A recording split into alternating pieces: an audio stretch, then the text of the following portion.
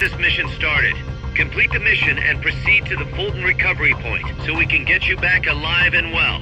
Good luck out there.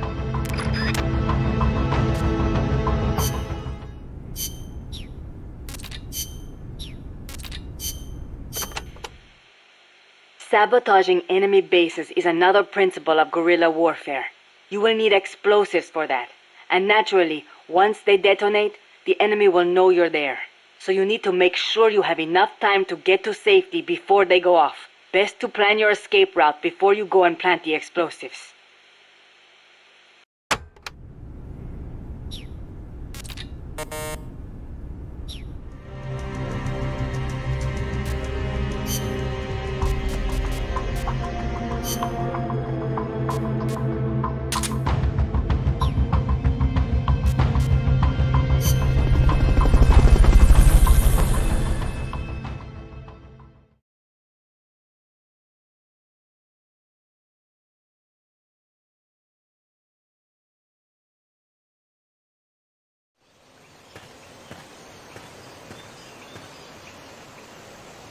Destroy all enemy supplies with your C4.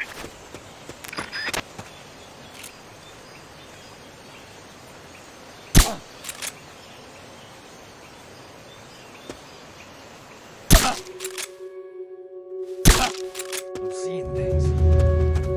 Someone attacking?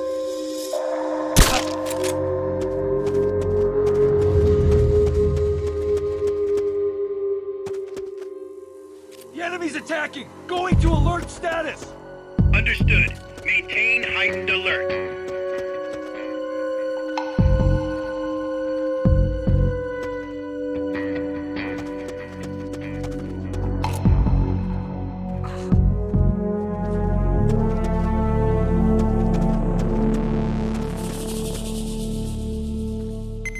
HQ, come in. This is HQ. This is patrol. All clear. Understood. Stay vigilant.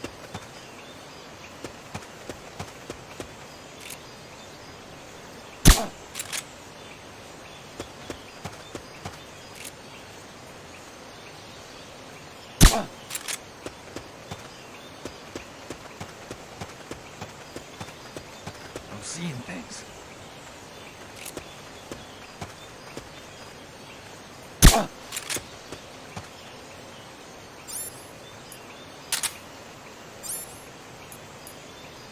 I'm seeing things.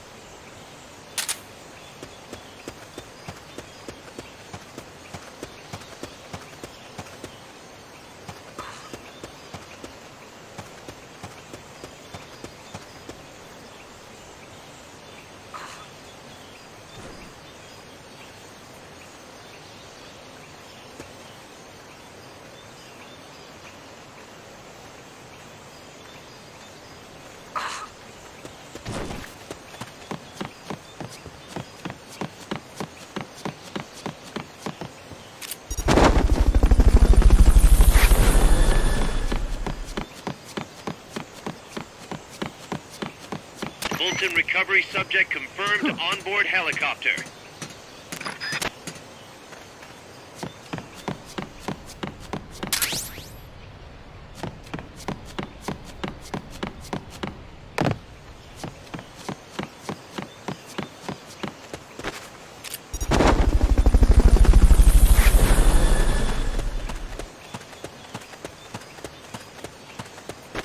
Fulton recovery helicopter is complete.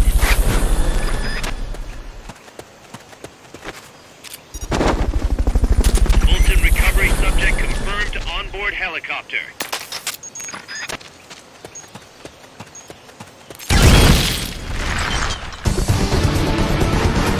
You did it. Keep it up.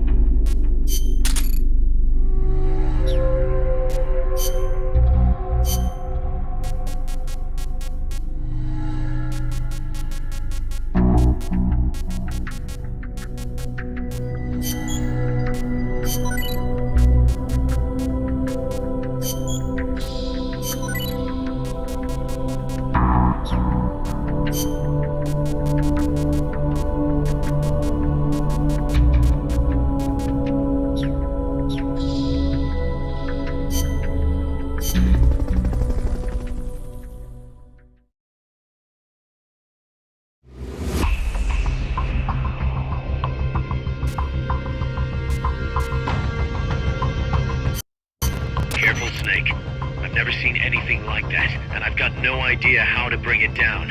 Maybe the scientist knows. However you do it, take that thing out.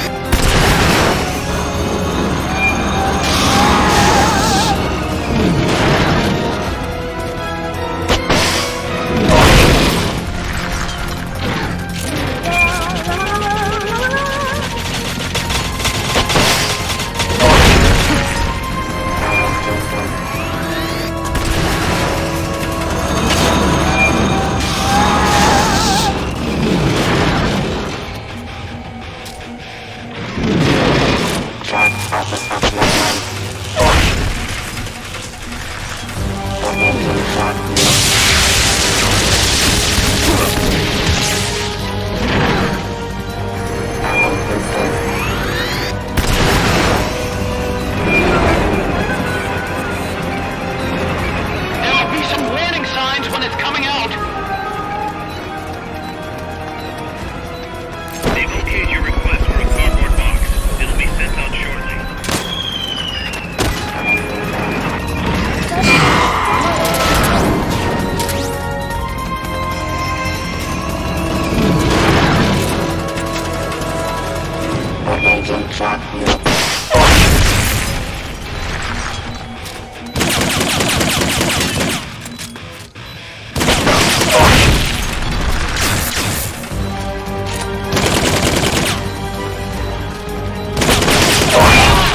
Climb into the AI pod!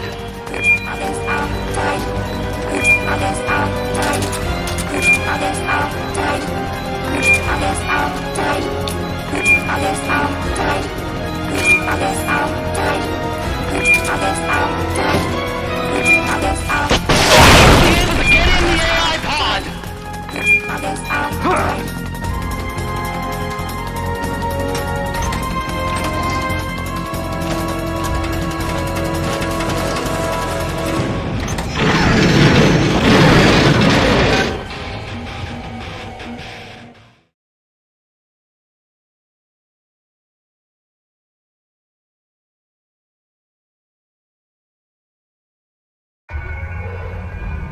Pull out all the AI's memory boards before the pod's ejected. The black memory boards are locked. Go after the boards with icons over them.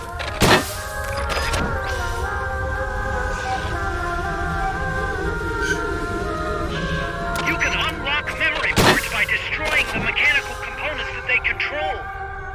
Any boards you remove can be used to build our own AI weapon. Memory boards have different functions according to the icons displayed over them. Go ahead and take whichever ones you want.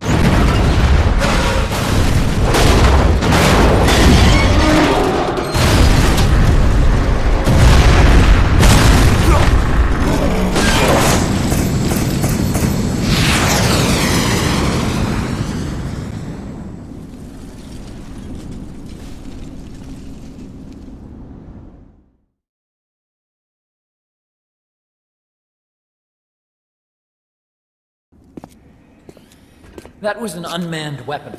A prototype. I made it myself. Who are you? I work here. Well, used to, anyway. Name's Huey.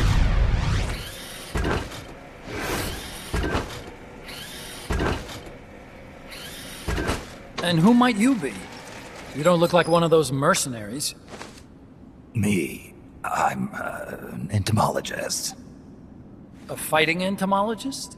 Yeah, I specialize in butterflies. I'm here to catch Ulysses. Ulysses? Huh. I didn't think they lived in Costa Rica. Morphos, maybe? That's it. Need to get some before the Washington Treaty goes into effect. Says here Morphos aren't covered under the treaty. Must have slipped my mind. You sure you're feeling all right? Anyway, long story short, the butterfly got away. So how about it, Doc? Did you make that big butterfly too? Yes. And no. What was that thing? What are they doing here? Huh. Something tells me you're no ordinary entomologist.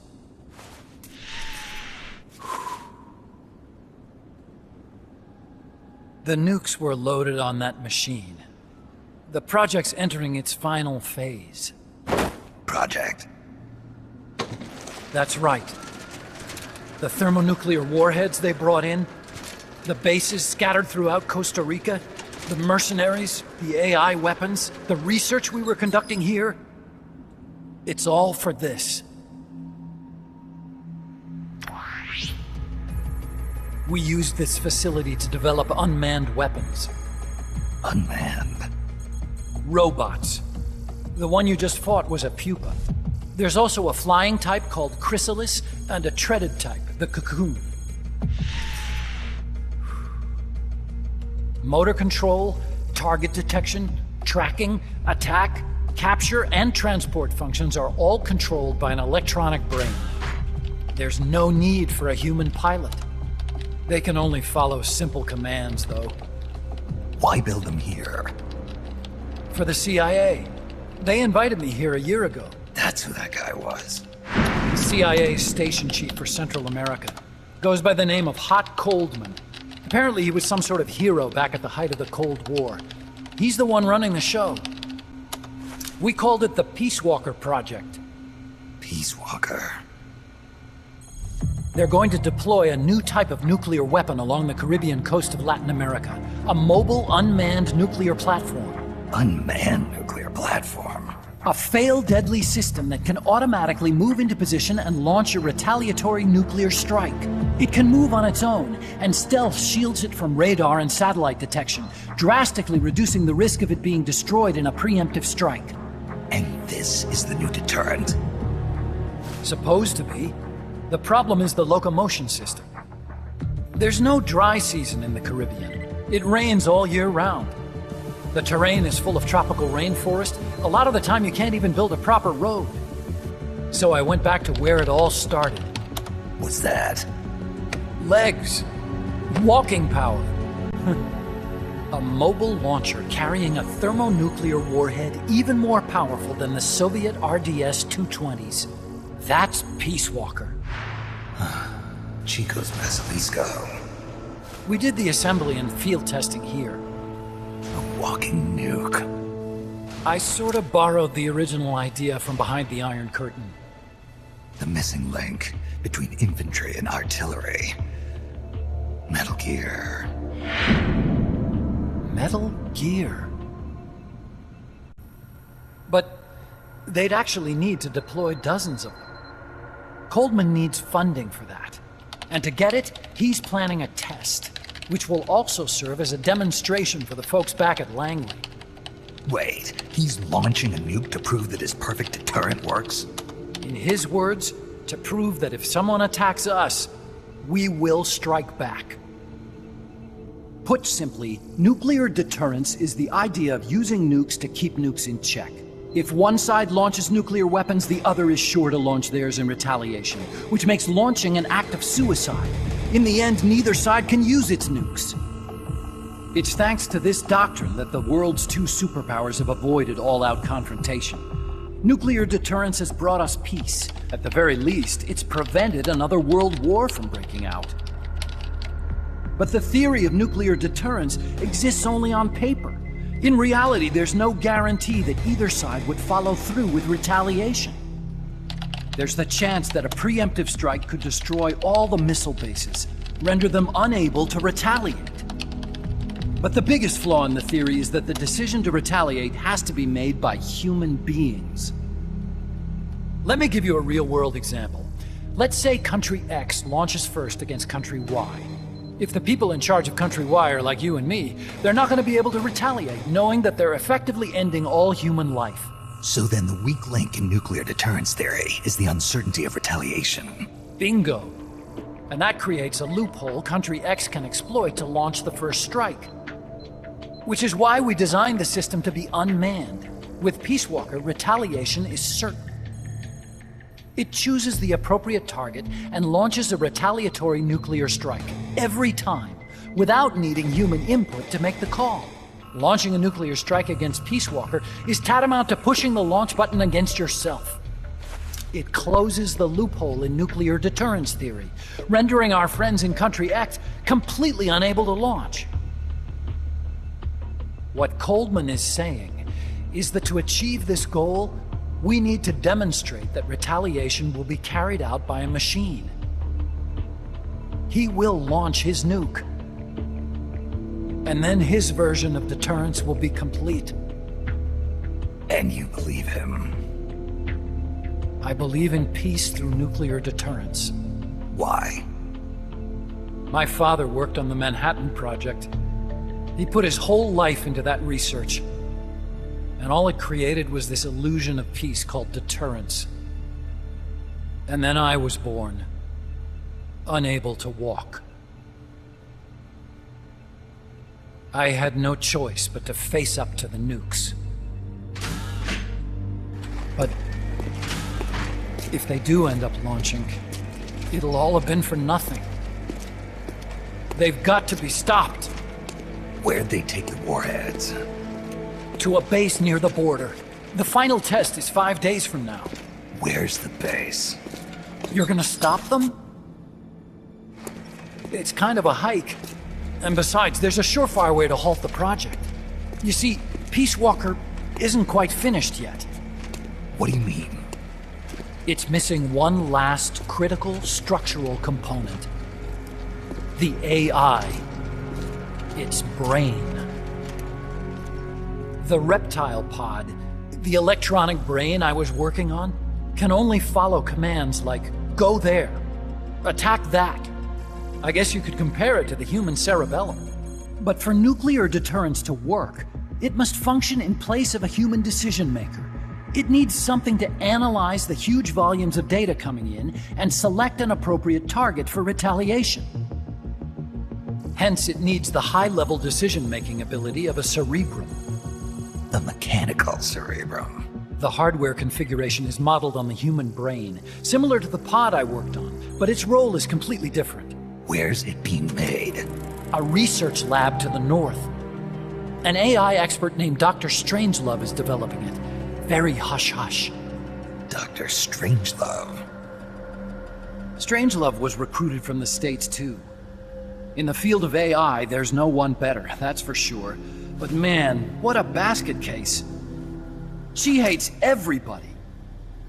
Go to the lab and destroy Peace Walker's cerebrum. I'm pretty sure they haven't finished the final calibrations yet. I'll lend you my ID card. It'll get you through security at the lab. Oh, and one more thing. What's this? A letter of recommendation? Yeah, it's from me to Dr. Strangelove. Don't read it, okay?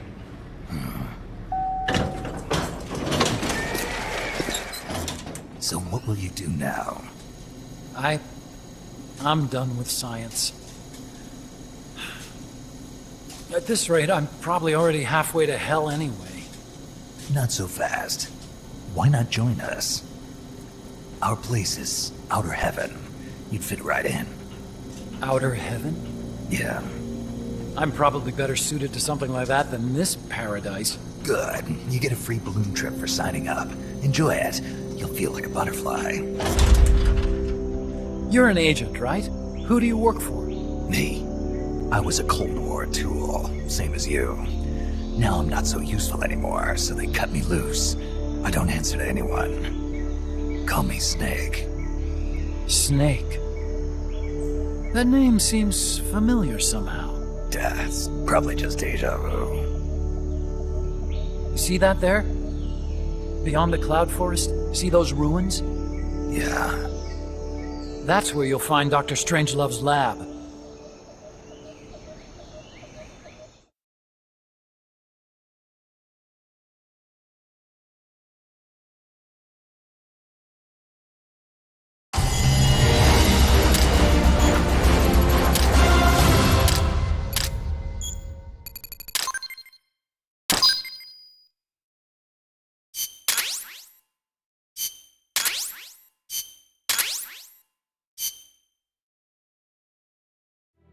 Snake, the doctor's safe here with us.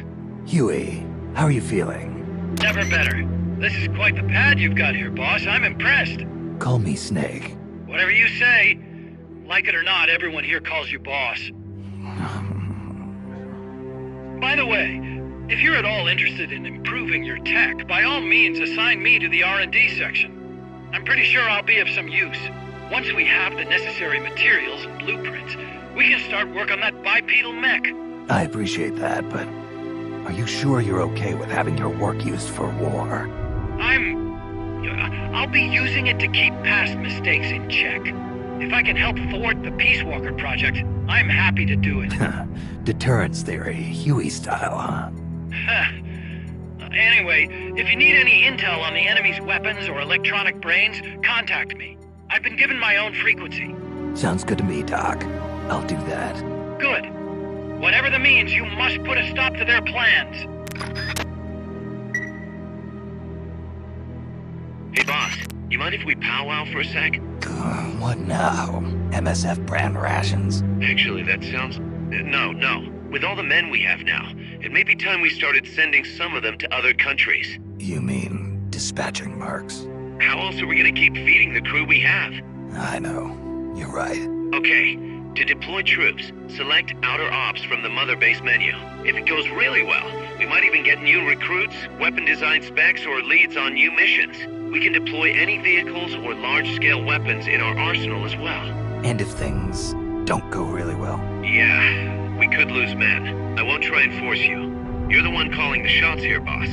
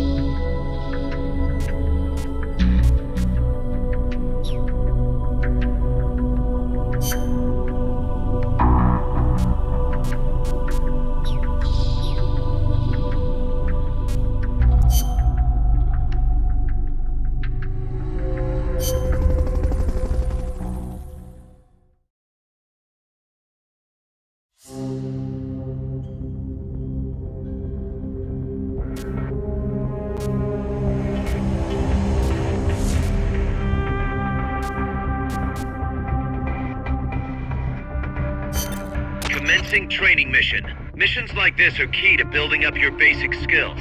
Be careful out there.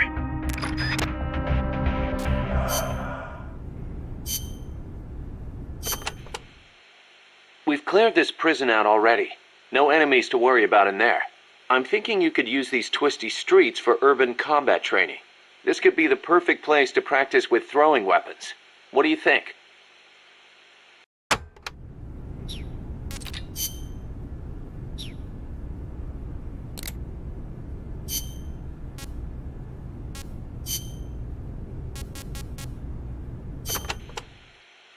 We've also confirmed that some of the enemies specialize in ambushes.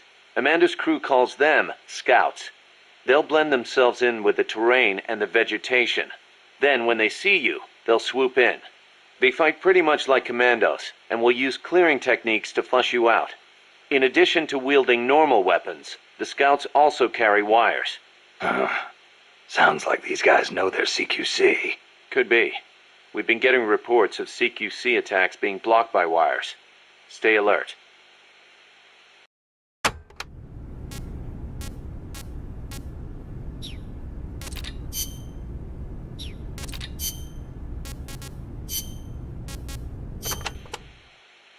La CIA calls their new toy Peace Walker, eh? Yeah. So, It is an insult to us Nikos. because of the guy you were talking about, Walker. See, although it happened over 100 years ago. Back then, the political parties in Nicaragua were at each other's throats.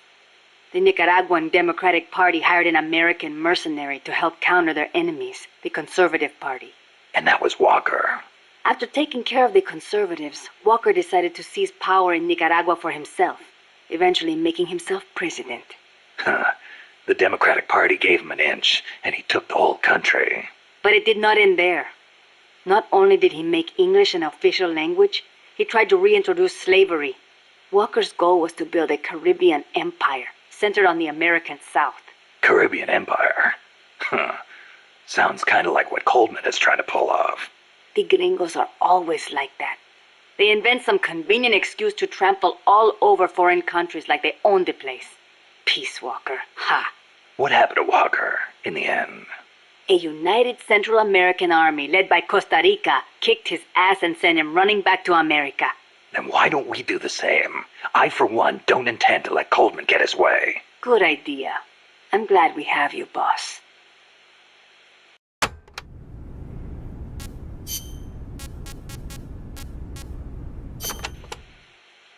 You have taken such good care of me since you saved me from El Colibri. I want to return the favor. Just wait until you're healed up. Then we'll talk. I appreciate that, but you need all the help you can get. It might take a while for me to heal completely, but I'll be fine once I'm on my feet. Put me in a combat unit. I'll pull my weight. I wouldn't expect any less from a Sandinista Comandante. Enough flattery. But seriously, it does not feel right for me to be sitting here while my compas are out risking their lives. One thing's for sure. Having you out in the field would be a big boost to Sandinista morale. Of course, our ultimate goal is still the overthrow of Somoza. But until we get ourselves back in order, we will follow your lead, wherever it takes us. Glad to have you on board.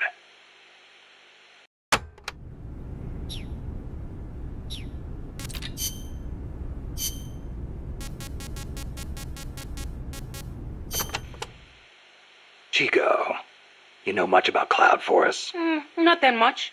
All I know is there's a world of difference between a rainy rainforest and a foggy cloud forest. But they have some things in common. Like, for instance, you gotta watch out for poison dart frogs. Both rain and cloud forests have high humidity, so they're perfect environments for frogs and other amphibians. I mean, it's not like just touching a strawberry poison dart frog or a dying dart frog is going to kill you. But don't eat them, no matter how hungry you get. I can get all the rations I need from Mother Base. No jungle food for me this time. Seriously? You're not disappointed you don't get to eat wild animals? What do you think I am? Just kidding. In Colombia, though, there's a frog, the golden dart frog, that's lethal to the touch. How do you know all this? Come on. Don't you think poisonous animals are cool? Not if you get poisoned by one. Well, obviously. One more thing. When you get to the forest, be on the lookout for Bigfoot. I think I'll be okay there.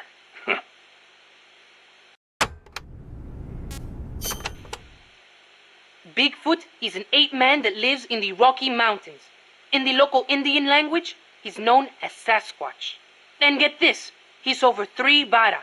Can you believe that? So he's kinda like a gorilla? Completely different. Even the biggest gorillas only get to about 2 bara, and they walk on their knuckles. Bigfoot's big, and he walks on 2 feet, like people. So he's more man than ape. Probably. His ancestors must have split off from humans at some point. Like before they started using tools and stuff. Yeah, but aren't the Rockies kind of far away from here? Not that far. According to Darwin, humans came all the way over here from Africa.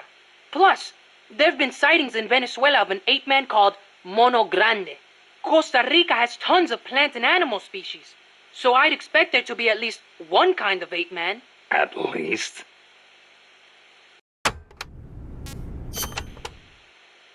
Gotta admit, I've never heard of Mono Grande. Yeah, he's not as famous as Bigfoot. He's similar, but he lives in Venezuela. He's not that big, less than 2 bara, but he's way more ferocious than Bigfoot. Huh. I wonder just how mean he is. Like when he catches his prey, does he punch it to death? That's the law of the wild. You catch your prey, you kill it, and you eat it. Yeah, but punching is way more ferocious than biting. Well, maybe it seems that way because that's what humans do. You really love UMAs, don't you, Chico? Do you know what I think? I think UMAs should be dangerous. Otherwise, where's the fun in hunting them?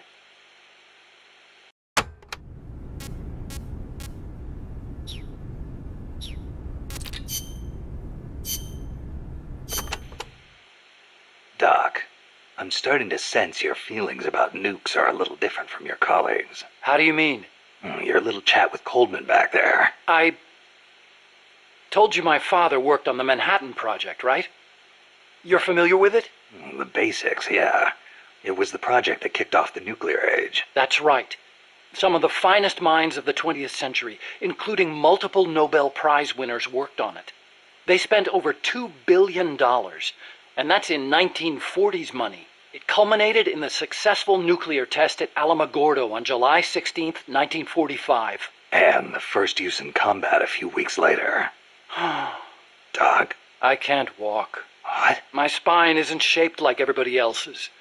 I can't move my lower body, so I've never taken a single step, not since I was born. What's that got to do with your dad being in the Manhattan Project? As a result of his research, my father was exposed to high doses of radiation. It can't be a coincidence that my chromosomes are messed up. That's why I didn't want for these nukes to be another sword of Damocles. I wanted to give them a real purpose, to be a deterrent against war. Doc. And Coldman, we have to stop him, whatever it takes.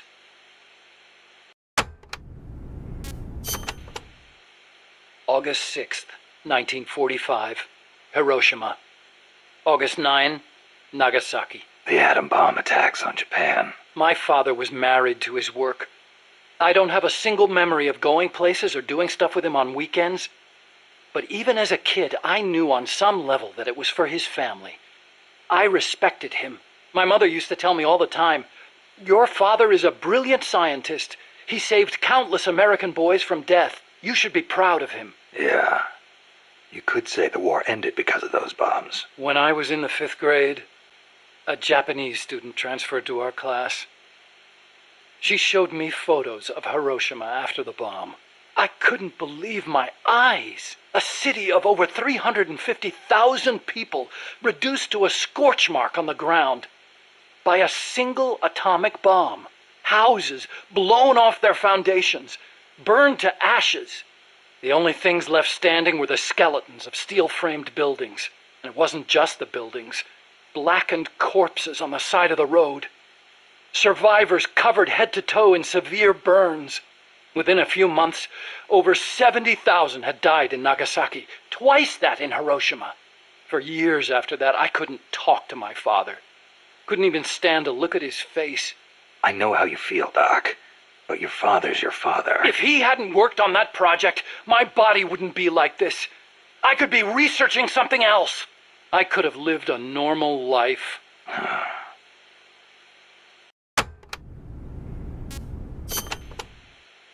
It wasn't so long ago the world stood on the brink of nuclear war. Just over on the other side of the Caribbean. I was 17 at the time. I'd skipped a few grades and was a sophomore at MIT. I remember feeling kind of apathetic about the news that came in every day. It seemed clear to me that as long as they had a grasp of the concept of nuclear deterrence, there was nothing to fear. Either that, or they were fanning that fear on purpose. As a way to secure a bigger defense budget? Huh, I can see that.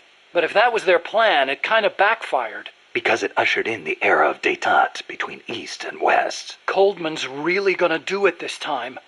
Once the nuclear genie is out of the bottle, the yoke of deterrence is going to be meaningless. People will die. Cities will burn. We have to stop him now before it's too late to turn back.